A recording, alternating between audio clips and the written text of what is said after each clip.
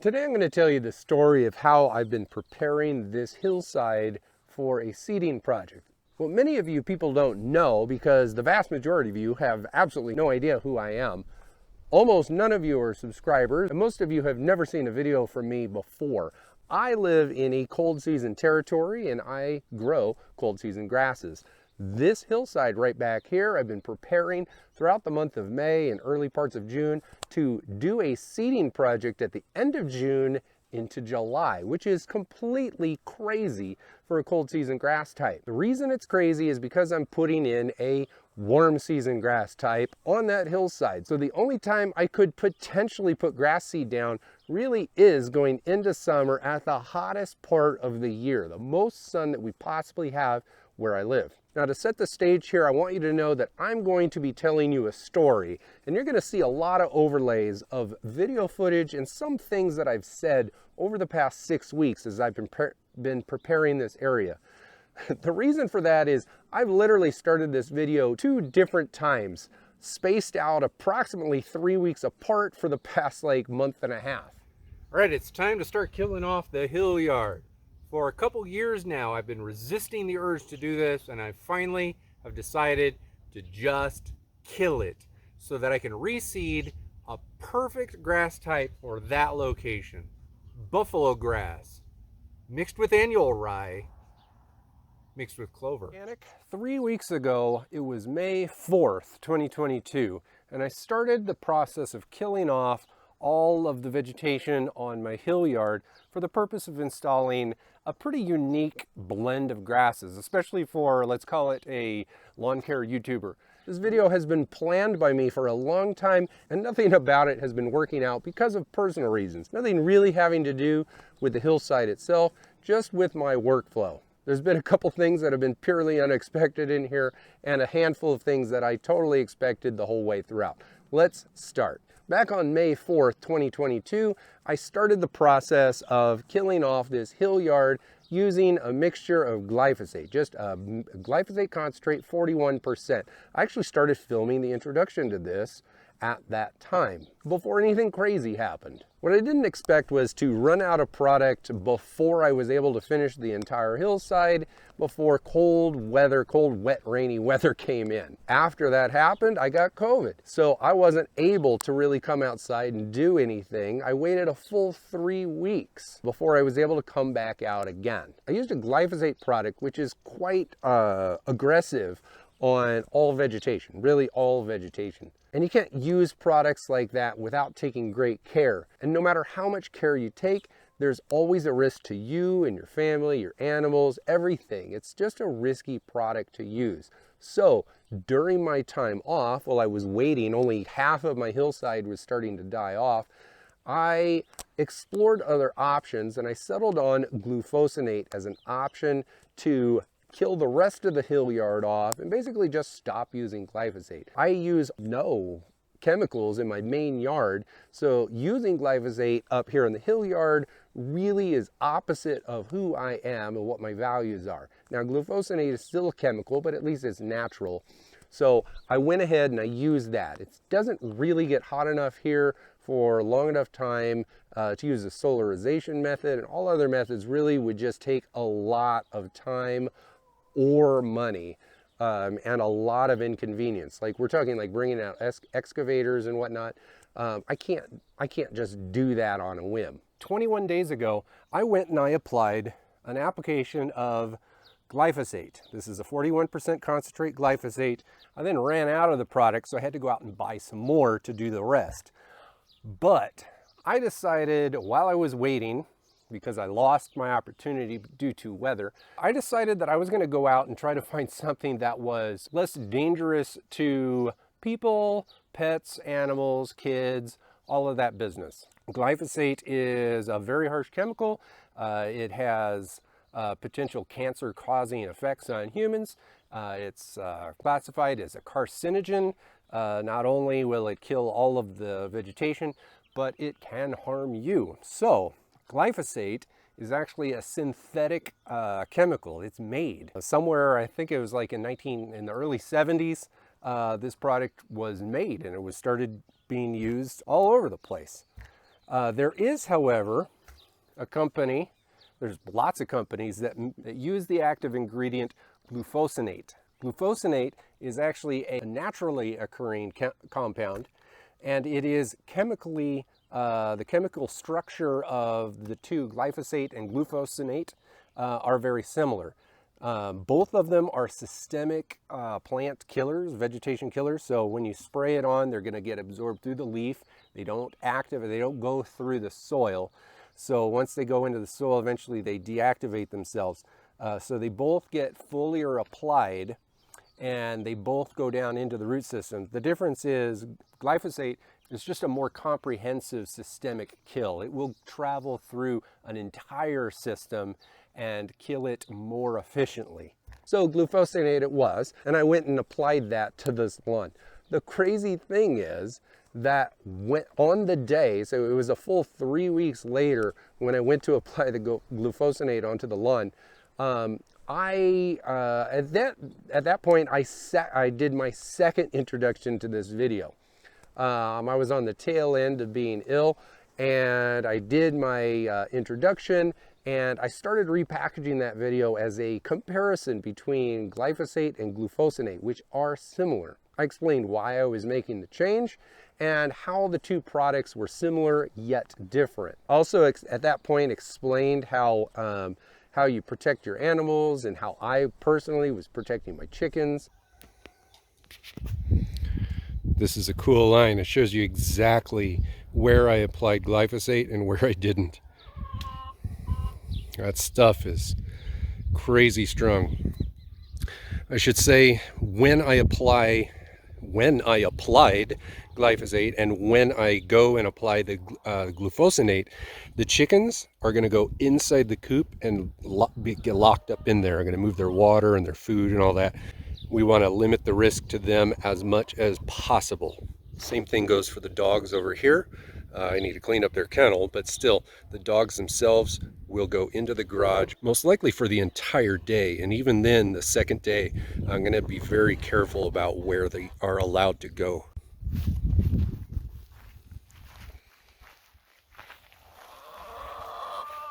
Cardboard or some plastic right here over my good grass. See, I did a little bit of damage a few weeks ago with the glyphosate. It is coming back, but I want to protect this so that I can blend it a little bit better into the eventual grass that will be here on the hill yard. Right, it takes a little bit of work to set this all up because I want to protect my actual main yard. So I threw some plastic down on the lawn right there. I'm going to kill everything on that side of the plastic over there. I'm going to use my battery sprayer because it's a more consistent spray pattern. I don't have to stop to pump. I know exactly how long it's going to take to cross over 1,800 square feet. As we come around over here, I put some additional plastic over this area. Most everything here is dead, but I am going to go over it again anyway. There's a handful of broadleafs in there, you know, things like that, sprinkled throughout. I went ahead and I moved my A-frame chicken coop out of the area so that I can easily kill everything here. I'm going to be using the spraying wand, which is going to be low to the ground. And we have no wind in the air at all right now. But even still, I lined the bottom of my chicken coop so that if there's any drift at all, it's going to hit the barrier there down at the ground. And all of the chickens are inside their coop right now, so along with their water. I pulled up, hand pulled, a handful of weeds that were all right here, things that were about ready to go seed on their own. Let me get my shadow out of the way. They were about ready to seed on their own, so I just wanted to get rid of them and not have to deal with trying to kill them off because they were already mature weed plants.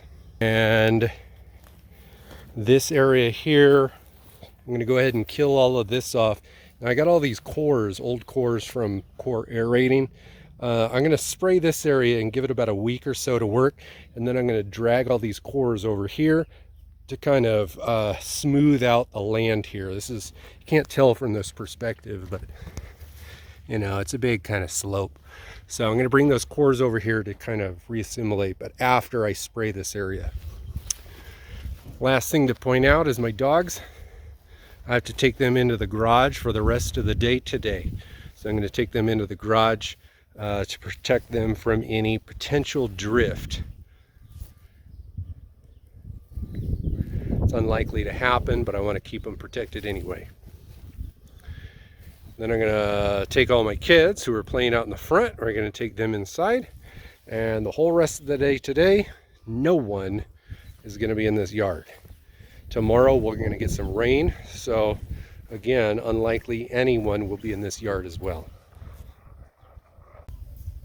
And I'm going to put this away because I don't need it. I'm going to use that one. Now I'm going to go put on my clothes, my actual spray clothes, before I actually do that. I was making my applications at the correct time of year and the correct time of day, really. Good temperature and climate.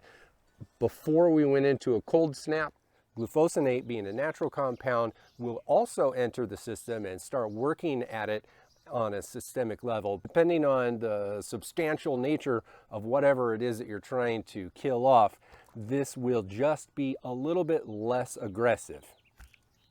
But it's also not a carcinogen, and although I'm still going to treat it with care and respect, I don't expect it to be as dangerous as glyphosate. And I'm going to experiment with it here on the hill. I've never used glufosinate before. Now, for those of you looking to apply glufosinate instead of glyphosate, they are similar. You don't have to use this brand by any means. I'm sure there's plenty of other brands that use that active ingredient. What matters though is getting the timing right. So right now I have waited for the hottest day of the week. Right now we're in mid-spring here. We're supposed to get to about 78 to 79 degrees today. From my research, is not from my experience, since I've never used this product before, or this active ingredient before. From my research, the hotter the temperature is and the more humid the environment is, the better the product is going to work. So I've waited for the hottest day of the week. We're going to start cooling off again in the next couple days. We'll actually start getting a little bit of rain, but right now I can't really do anything about the humidity. I live in a pretty dry climate, but the heat, this is as good as I can get without waiting to the middle of summer, which is just too late for my seeding project. So we're going to see how it goes. And I went and started mixing the products together, and I never addressed specifically how to put on PPE, but I did mention on camera that now I'm going to go change my clothes and put on my spraying clothes so that I can apply this stuff, because I want to do it with care. Now I'm going to go put on my clothes, my actual spray clothes, before I actually do that. I went off camera, changed all my clothes, stuck on my gloves, put on my mask, put on my hat, my long sleeves, my pants, my boots, put it all on. Then I got my pump onto my back and I started it, and my pump exploded on me. And I say exploded for to be dramatic, but I got, when I pressurized the pump, the wand, the connections of the wand just popped, and it sprayed all over my arm, and I got it even on my back. I'm not even really sure how it got back there. I got it on the back of my shirt, I got it all over my glove, and all over my boots. These are the reasons why you wear PPE. No matter how much you think you are safe, no matter how many times you have sprayed before, I've never had that happen to me before. So obviously the temptation there is to not put on the PPE and just get the job done quickly and efficiently, but you always do it. So I was taken aback when this happened. I peeled off my gloves and I put on some new gloves, and since I was all ready to go and the weather was perfect and it was going to be changing the next day and I was already soiled, I went and I mixed up a new tank and my pump sprayer, and I got the job done. And then I went in and I really cleaned myself up, as well as all of my clothes. My boots I still haven't even touched. I still need to figure out what to do with my boots, because I don't want to be walking around in boots that are like saturated with chemicals. Now, along the way, let's jump back in time, back to the 4th of May when I did my first application using the glyphosate. Now, I didn't have any physical spills on me, but these are still chemicals, and accidents can happen again, no matter how often you have used sprayers. I've been using sprayers for years now. On camera, I literally had a I literally had a duh moment where I must have gotten something on my hand. I don't even remember doing this in real life, but on camera, I kind of shook my hand and then wiped it across the ground after I put the glyphosate in the container. And then when I went to mix the container, I actually picked up my battery sprayer and moved it onto the grass, and I set it up and down. There's a small spot in my lawn that for a while there I thought might have been over fertilized or it might be fungus. Having re-looked at all of the footage, I killed a tiny little spot on my lawn simply by accidentally getting a little bit of glyphosate onto it. Accidents can happen to everybody. When you're using these chemicals, take all precaution possible. Everything, all the PPE, mix your products in areas that you don't care about, because no matter how safe you are, we all can have little tiny spills that will show up in the lawn for a long time to come. All right, so finally, May 26th rolls around, the next day, and after the rain had passed, after a full 24 plus hours had gone by, I let the chickens out. They were very happy. They made a big old mess out of their water bucket. And then we just went into waiting mode, because regardless of whether you're putting down glyphosate or glufosinate or any other non-selective weed killer, it literally takes time. It takes a lot of time. And you don't want to be mowing the grass for at least a week, because any green living leaf tissue that absorbs any of the herbicide it's holding on to it, and it's slowly sucking it down into the root systems so that the systemic root killing, systemic kill process can actually take place. So we just waited. Now by June 10th, which was another solid 16 days later, I finally came back out with my lawnmower with the bagger on, and I started mowing all of the brown dead tips off and sucking up as much of the seed heads, especially the like the puffball, dandelion seed heads that I possibly could. I set that mower in the lowest setting and really just kind of scalped everything down. Having never applied glufosinate before, I wasn't really sure how well the product would work over the course of 16 days, but that's a totally reasonable amount of time to give it to work. At that point, there was still some dappled green throughout the space that had not received the glyphosate, 3 weeks prior, which wasn't very surprising. But honestly, there was quite a bit of obvious kill that had happened within the 16 days. After bagging up all of the material, I then took my pump sprayer and reapplied a whole nother round of glufosinate from the Ike's company. It's called X out, I think it is. Over the remaining lawn space, there was only a couple tiny little dandelions down here that had just newly sprouted out of the glyphosate period. So at some point over the past 2 weeks, new material came up. That's what I'm talking about when I say these products don't travel through the soil. So something has to be actively living and growing for it to be killed by these products. If it's still underground when you apply them and then it sprouts up later, it's going to grow as if nothing happened whatsoever. That's why you can seed grass right on top of areas like this only a handful of days after application. Today is June 13th, so it's only been like 3 or 4 days since I applied my second application of X-Out glufosinate herbicide onto this hill yard. At this point, basically everything on this hill is either dead or actively dying. The entire purpose of this whole thing is to put down a warm season grass type, Buffalograss. That seed is going to be going down onto this lawn at the very end of spring. We're talking like basically at the summer solstice. And I'm going to be crossing my fingers that I can get it to germinate and take. I want it to be able to establish itself into this space over the course of the summer so that I can have a low maintenance, almost zero maintenance lawn space for years and years to come. All right, guys, I hope you enjoyed the story version of my process getting rid of all of the vegetation on the hill yard that you see up there. I am really excited to put the buffalo grass down. It's probably going to go down in about 7 to 10 days, depending on the weather and my ability to get all of the extra stuff done, the stuff that isn't in this video, things like top dressing and just seed bed preparation, raking it up, kind of leveling, not leveling, it's a hill, but you catch my drift. I will probably get questions and comments about, I don't know, maybe the coolness or the idiocy of some of the stuff that has happened on the hill yard over the past 6 weeks. I'm also probably going to get some questions about buffalo grass and clover. Why on earth would I be putting that down? There will be videos coming out about both buffalo grass and clover in the near future. Subscribers will get that, and people who hit that like button will probably get recommended it at some point by YouTube. You don't have to subscribe to this channel, but I'll welcome you into the fold if you do hit that button. And I look forward to the rest of this summer. This is the end of spring, guys.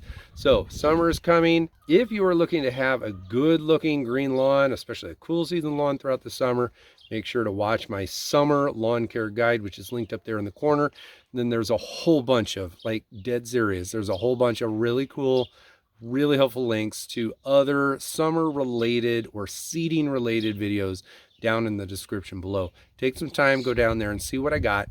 And I hope very much that I'm going to see you guys in the comments down below in this video and others.